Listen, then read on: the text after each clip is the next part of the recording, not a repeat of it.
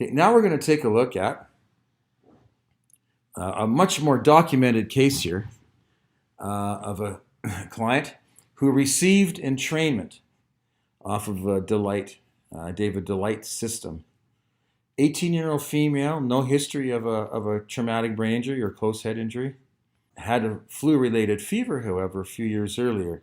Later on became anxious and obsessive, struggles with anorexia, has high interpersonal anxiety, gets very poor sleep, gets about 5 hours per night. And this is always the case. Whenever a person loses their alpha wave, alpha typically, not only does it synchronize the signals in our brain so everything can communicate synchronized, like a drummer in a band, everybody plays well if they follow the drummer.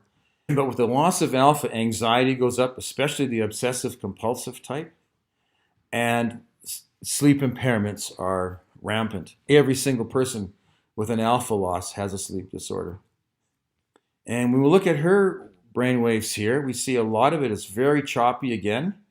She does show a little bit of a rhythm at the 5 minutes and roughly 1 second to 2 seconds. There is a little bit of stuff that goes on, but it's mostly clamped out throughout most of her recording. And this is the microvolt scale, and bingo, look what we see down the middle. Yeah, we see slow activity following down the cingulate primarily. On the database, we see the alpha is lost at 10 hertz. That's where it should be. And that's where it's particularly low. Her phase actually overly wasn't too bad.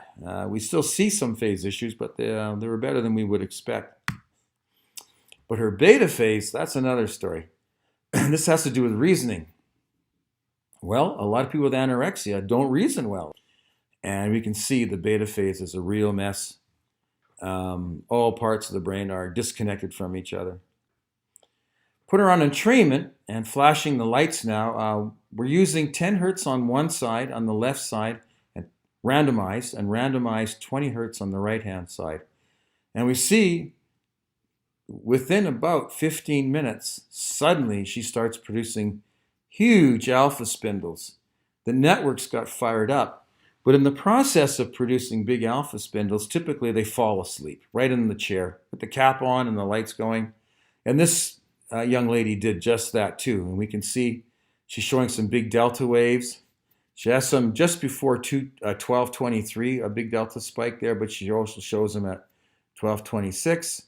And further on again in the record at just past 12:28 a bit there, we see some. Maybe a little bit past 12 minutes and 30 seconds, and intermixed with alpha spindles. And this happens most of the time when we put people on entrainment. They fall asleep, but we fire up the thalamocortical loop at the same time, so their brain kind of bounces back and forth between large delta sleep-related waves and alpha. Here she is in the chair, fast asleep. And when we look at the database now, her alpha actually was running fast. And sometimes that occurs. We don't know why. It does slow down over time, over the next couple of weeks, and gets more normal towards 10. But take a look at the difference now. Look how green that is. 0 standard deviations is perfect. And that's a greenish yellow color. Let me take you back a few slides here and take a look at this again. This is what she was before. A lot of cortical shutdown, or shutdown with reasoning and processing information, making intellectual decisions, kind of shut down in those blue areas. And here it is fired right up. Plus her brain is particularly fast at the moment. Phase, still have some phase issues. Sometimes they stand out more after entrainment because parts of the brain will kick back in and they'll start firing. And other parts then look like they have a bigger phase issue because other parts are functioning better. But this is her not long after. She put on weight. Her anxiety is gone. She slept 10 hours the first night. And she's been sleeping 8 hours a night ever since.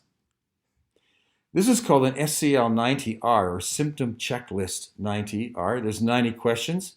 And you can see it measures these different scales. One thing is, look at her raw score, 77 at intake. 3 weeks later, her raw score is 5, which is so low. The average, the norm, is 50. So She started off high, and you can see somatization, thinking about body issues is a high score. Obsessive compulsiveness, of course, is a high score. Interpersonal sensitivity, what others think of her, is a higher score. Anxiety is a higher score. And 3 weeks later, it's non-existent. She's completely calm and relaxed and getting on with her life.